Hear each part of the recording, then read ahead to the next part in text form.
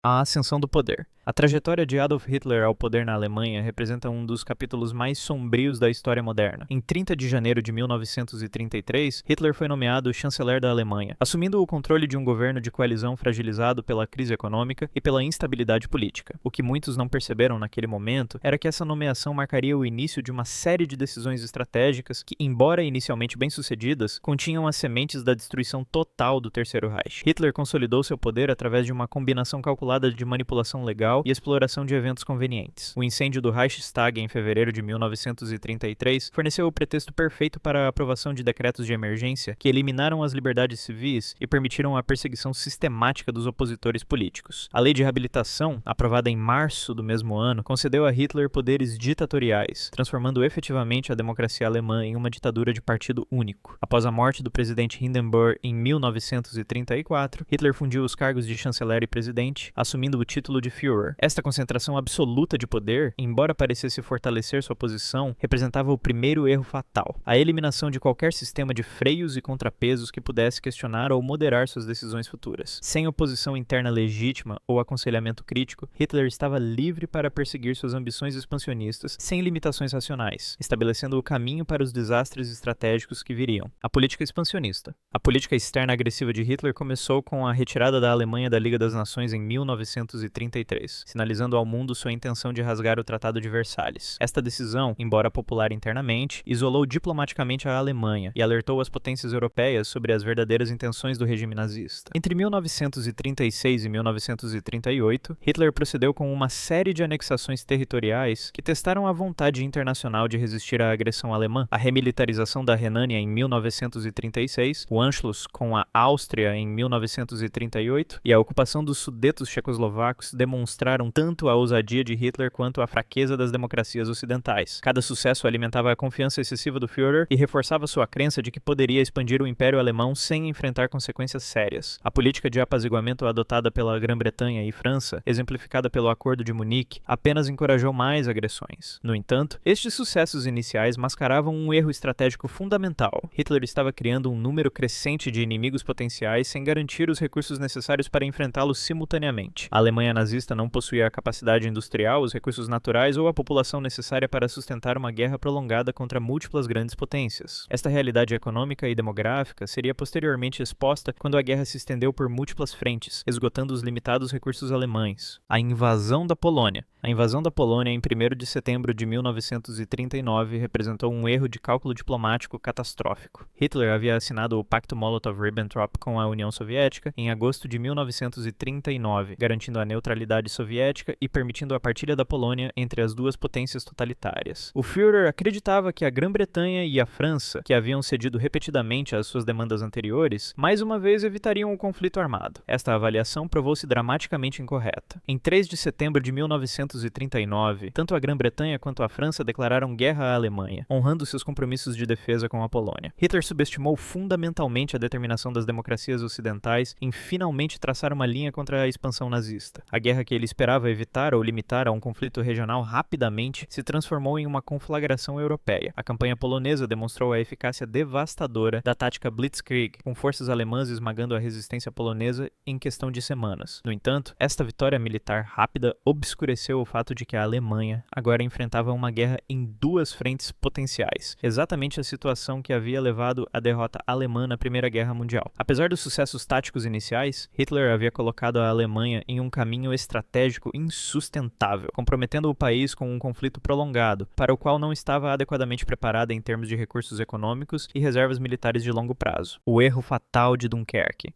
A campanha no Ocidente na primavera de 1940 inicialmente parecia validar a genialidade militar de Hitler. As forças alemãs contornaram a linha Maginot através das Ardenas, surpreendendo completamente os aliados e dividindo suas forças. Em maio de 1940, unidades blindadas alemãs haviam empurrado as forças expedicionárias britânicas, junto com unidades francesas e belgas, contra o Canal da Mancha na região de Dunkerque. Neste momento crítico, Hitler cometeu um dos erros mais debatidos da Segunda Guerra Mundial. Ordenou que suas divisões Panzer parassem ficassem a apenas quilômetros das praias de Dunkerque. Esta ordem de parada, emitida em 24 de maio, permaneceu em vigor por 3 dias cruciais. As razões para esta decisão permanecem controversas, com explicações que variam desde preocupações sobre o terreno pantanoso e a vulnerabilidade dos tanques, até o desejo de preservar forças blindadas para a fase seguinte da campanha francesa. Independentemente da motivação, as consequências foram imensas. A ordem de parada permitiu que mais de 330 mil soldados aliados fossem evacuados através da Operação Dínamo entre 26 de maio e 4 de junho de 1940. Embora a Grã-Bretanha tenha perdido praticamente todo o seu equipamento pesado, preservou seu exército profissional, que se tornaria o núcleo das forças britânicas pelo resto da guerra. Hitler havia permitido que o inimigo escapasse quando a vitória total estava ao alcance, prolongando desnecessariamente o conflito e mantendo a Grã-Bretanha na guerra como uma base estratégica para futuras operações aliadas contra a Europa ocupada. A Batalha da Grã-Bretanha. Após Dunkerque, Hitler voltou sua atenção para subjugar a Grã-Bretanha e forçá-la a negociar a paz. A Operação Leão Marinho, a planejada invasão anfíbia da Inglaterra, dependia crucialmente de estabelecer superioridade aérea sobre o Canal da Mancha e o sul da Inglaterra. A Batalha da Grã-Bretanha, travada nos céus entre julho e outubro de 1940, representaria o primeiro grande revés estratégico de Hitler. A Luftwaffe inicialmente focou em destruir a Royal Air Force, atacando aeródromos, instalações de radar e fábricas de aviões. Esta estratégia estava gradualmente esgotando as defesas britânicas quando Hitler cometeu outro erro tático crucial. Em resposta a um bombardeio britânico em Berlim, o Führer ordenou que a Luftwaffe mudasse seu foco para bombardeios terroristas contra cidades britânicas, particularmente Londres. Esta mudança de estratégia, motivada mais por raiva e desejo de retaliação do que por considerações militares racionais, aliviou a pressão sobre os aeródromos e instalações da RAF em um momento crítico. O fracasso em derrotar a RAF teve consequências profundas. Sem superioridade aérea, a Operação Leão Marinho tornou-se impraticável e foi indefinidamente adiada. A Grã-Bretanha permaneceria inconquistada, servindo como base para bombardeios estratégicos contra a Alemanha e, eventualmente, como plataforma de lançamento para a invasão aliada da Europa. Mais significativamente, o fracasso marcou o fim da invencibilidade nazista e demonstrou que a Wehrmacht poderia ser detida. Winston Churchill havia preservado a única democracia ocidental ainda resistindo ao domínio nazista, mantendo viva a esperança de libertação para a Europa ocupada. A catastrófica invasão à União Soviética. Em 22 de junho de 1941, Hitler lançou a Operação Barbarossa, a invasão da União Soviética, em que se tornaria a maior operação militar da história. Esta decisão representou talvez o erro estratégico mais fatal de toda a guerra, comprometendo a Alemanha a uma guerra de aniquilação em uma escala que seus recursos limitados não podiam sustentar. Hitler havia rasgado o pacto Molotov-Ribbentrop, transformando um aliado temporário em um inimigo implacável. A invasão foi motivada por uma combinação de ideologia nazista, que via o comunismo e os povos eslavos como inimigos existenciais, e considerações econômicas sobre acesso a recursos naturais. Hitler acreditava que a União Soviética era um colosso com pés de barro, que entraria em colapso rapidamente sob o ataque alemão. Esta avaliação subestimava drasticamente a capacidade de resistência soviética, os vastos recursos do país e a determinação de Stalin em defender a pátria a qualquer custo. Inicialmente, a Operação Barbarossa parecia validar a confiança de Hitler. Milhões de soldados soviéticos foram mortos ou capturados nas primeiras semanas da campanha e as forças alemãs avançaram centenas de quilômetros em território soviético. No entanto, 3 erros críticos condenaram a operação ao fracasso. Hitler subestimou a capacidade industrial soviética de substituir perdas, ignorou as dificuldades logísticas de operar em profundidade no território russo e falhou em capturar Moscou antes da chegada do inverno. Mais fundamentalmente, ao abrir uma segunda frente enquanto ainda enfrentava a Grã-Bretanha, Hitler havia espalhado as forças alemãs de maneira insustentável, criando exatamente a guerra de múltiplas frentes que a Alemanha não poderia vencer. Stalingrado e o ponto de inflexão.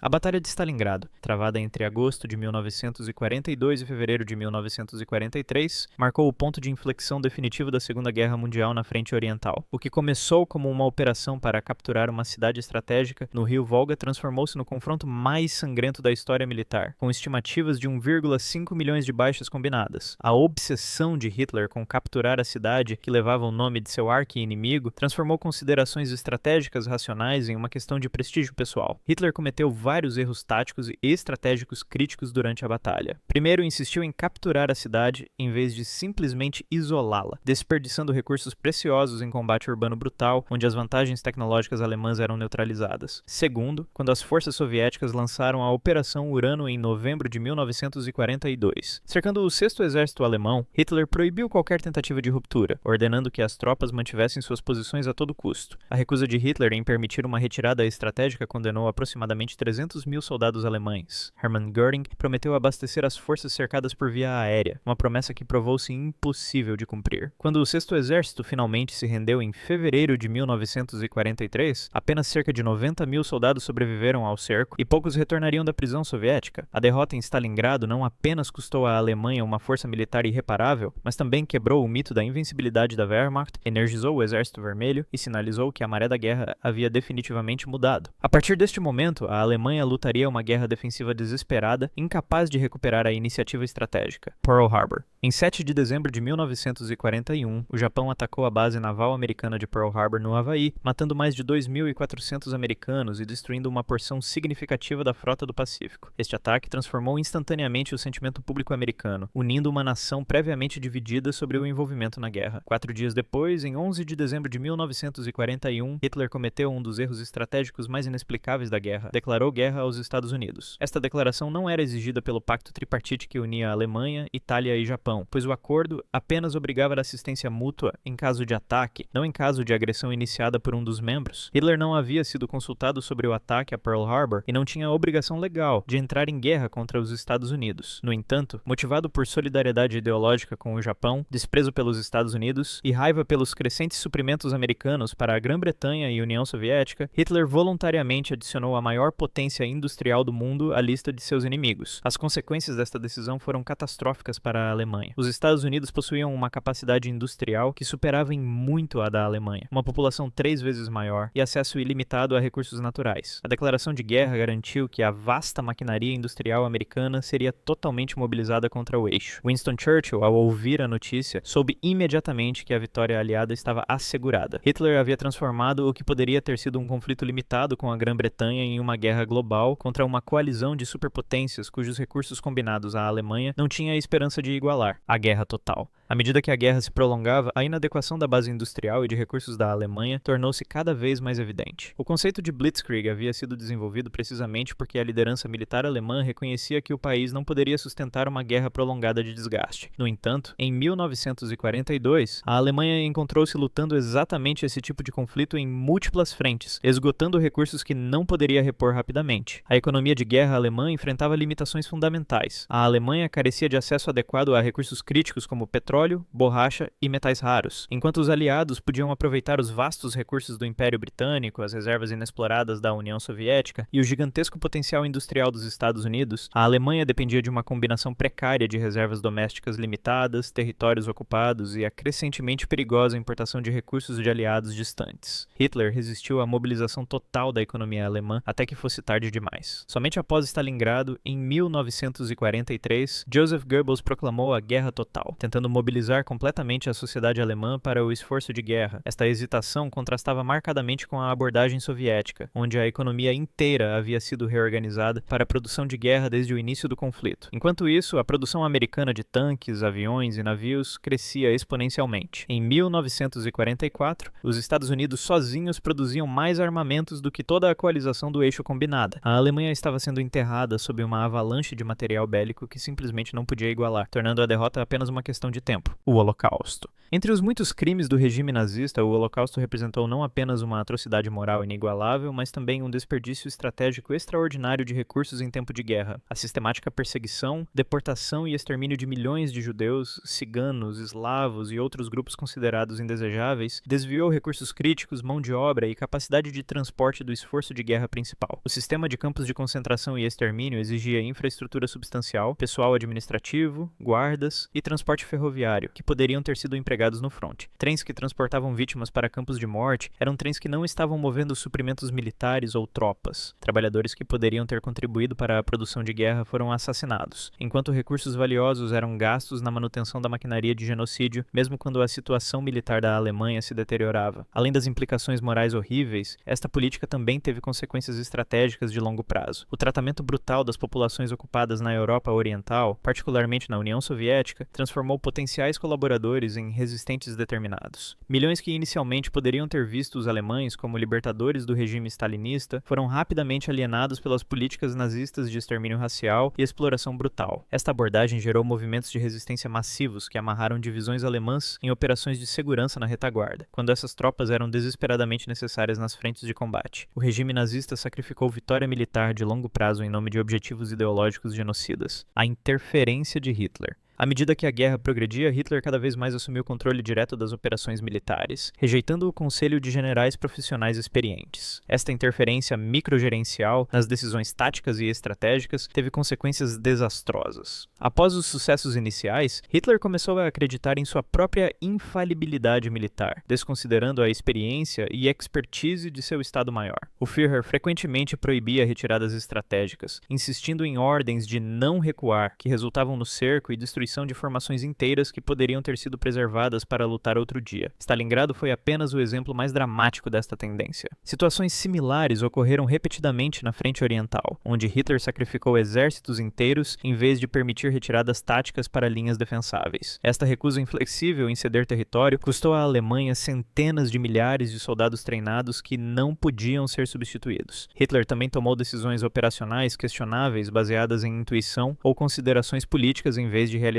militar. A decisão de desviar forças da marcha em direção a Moscou em 1941 para capturar Kiev, embora resultasse em uma vitória tática, provavelmente custou à Alemanha a chance de tomar a capital soviética antes do inverno. Similarmente, a insistência em lançar a Operação Cidadela em Kursk em 1943, apesar de os soviéticos terem obviamente preparado defesas extensas, resultou na última grande ofensiva alemã no leste, terminando em fracasso custoso. A centralização excessiva do comando militar nas mãos de um líder cada vez mais irracional e desconectado da realidade no campo de batalha, privou a Wehrmacht da flexibilidade e iniciativa necessárias para competir contra inimigos com recursos superiores. O bombardeio estratégico. A partir de 1942, a Royal Air Force britânica, seguida pela entrada das forças aéreas americanas, lançou uma campanha crescente de bombardeio estratégico contra a Alemanha. Inicialmente, os bombardeios noturnos britânicos focavam em áreas urbanas, buscando quebrar o moral civil e destruir a capacidade industrial alemã. Com a chegada das forças aéreas americanas, bombardeios diurnos de precisão começaram a atingir instalações específicas de produção, refinarias de petróleo e nós de transporte. Hitler respondeu a esta ameaça crescente com decisões que agravaram a situação estratégica da Alemanha. Obcecado com represálias, ele desviou recursos substanciais para o desenvolvimento de armas de vingança, como as bombas voadoras V-1 e os mísseis V-2, em vez de concentrar-se na defesa aérea ou na produção de caças. Os cientistas alemães gastaram tempo e recursos preciosos desenvolvendo estas armas de terror que, embora tecnologicamente impressionantes, tiveram um impacto militar mínimo. Simultaneamente, Hitler rejeitou o desenvolvimento acelerado de aviões a jato como o Mi-262, que poderia ter contestado a superioridade aérea aliada, insistindo em configurá-los como bombardeiros em vez de caças interceptadores. Quando finalmente foram implantados como caças, era tarde demais e em números insuficientes para fazer diferença. O bombardeio estratégico não apenas destruiu porções substanciais da infraestrutura industrial e de transporte alemã, mas também forçou a Alemanha a desviar recursos massivos para a defesa antiaérea, deslocando homens e equipamentos que eram desesperadamente necessários nas frentes de combate. Centenas de milhares de canhões antiaéreos que poderiam ter sido usados contra tanques soviéticos permaneceram na Alemanha, defendendo cidades contra bombardeiros aliados. O dia D.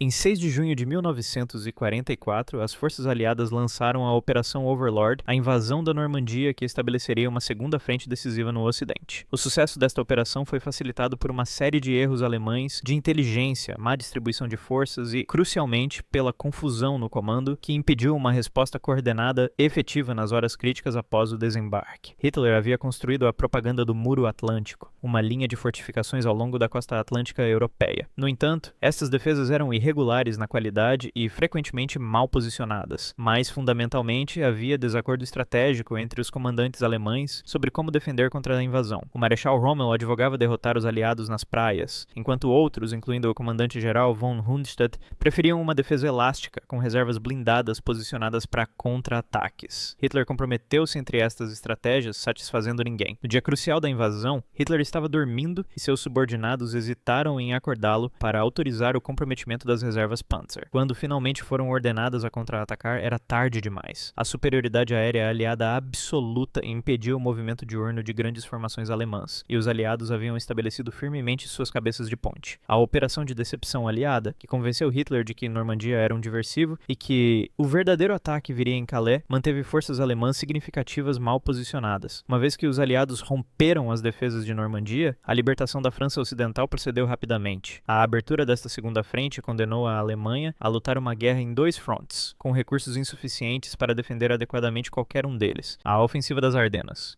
Em dezembro de 1944, com a Alemanha claramente perdendo a guerra, Hitler lançou uma última ofensiva desesperada através das Ardenas na Bélgica, em uma tentativa de dividir as forças aliadas e capturar o porto vital de Antuérpia. Esta operação, conhecida como a Batalha do Bulge, representou um último desperdício catastrófico de recursos alemães que não podiam ser substituídos em uma operação que tinha pouca chance real de sucesso estratégico. Hitler concentrou secretamente suas últimas reservas, incluindo divisões Panzer recém-formadas e equipadas para esta ofensiva. O plano dependia de capturar rapidamente depósitos de suprimentos aliados, pois a Alemanha carecia de combustível suficiente para sustentar a operação. Também dependia de mau tempo para neutralizar a superioridade aérea aliada. Inicialmente, a ofensiva alcançou surpresa e penetrou profundamente nas linhas americanas, criando o Bulge, que deu nome à batalha. No entanto, a resistência americana em pontos-chave como Bastogne, combinada com o melhoramento das condições climáticas que permitiu o apoio aéreo aliado, rapidamente transformou a ofensiva em um desastre. Ao final de janeiro de 1945, os alemães haviam sido empurrados de volta às suas posições iniciais, tendo sofrido 100.000 baixas e perdido o equipamento militar precioso que não poderia ser substituído. As forças comprometidas nas Ardenas poderiam ter sido mais bem empregadas defendendo o rio Reno ou reforçando a frente oriental contra o iminente ataque de inverno soviético. Em vez disso, Hitler desperdiçou suas últimas reservas em uma aposta desesperada que não tinha esperança realista de reverter o resultado da guerra, acelerando o colapso final da Alemanha nazista. O Cerco de Berlim. Em abril de 1945, o Exército Vermelho lançou sua ofensiva final contra Berlim. Milhões de soldados soviéticos, apoiados por milhares de tanques e peças de artilharia, cercaram a capital alemã. Hitler, refugiado em seu bunker sob a chancelaria do Reich, comandava cada vez mais forças que existiam apenas no papel. Suas ordens iam para unidades que haviam sido destruídas ou nunca existiram. A desconexão entre a realidade no bunker e a situação desesperada acima do solo era completa. Mesmo neste estágio final, Hitler recusou-se a contemplar rendição ou evacuação. Em vez disso, ele emitiu ordens absurdas para contra-ataques com divisões inexistentes e condenou comandantes que enfrentavam a realidade impossível de suas situações. A lealdade ao Führer havia se transformado em loucura suicida coletiva. Oficiais que tentavam salvar suas tropas através de retiradas ou rendições eram executados por traição. O regime nazista estava consumindo seus próprios filhos em um ritual de autodestruição. Em 29 de abril de 1945, com tropas soviéticas lutando a poucas centenas de metros do bunker, Hitler casou-se com sua companheira de longa data Eva Braun. No dia seguinte, ambos cometeram suicídio, seus corpos posteriormente queimados em uma cratera de bomba no jardim da chancelaria. Hitler havia finalmente enfrentado a realidade que havia negado por tanto tempo. A Alemanha havia sido completamente derrotada, seu império de 1000 anos durando apenas 12. Sua morte marcou o fim do regime nazista, mas não antes que suas decisões catastróficas tivessem levado à morte de milhões e à destruição quase total da Alemanha. Em 7 de maio de 1945, a Alemanha se rendeu incondicionalmente e a guerra na Europa finalmente terminou. Muito obrigado por assistir e apoiar o canal. Se você tem gostado do conteúdo e quer me ajudar a criar ainda mais, considere se tornar membro do canal. Deixei na tela outro vídeo que escolhi especialmente para você. Te vejo no próximo vídeo.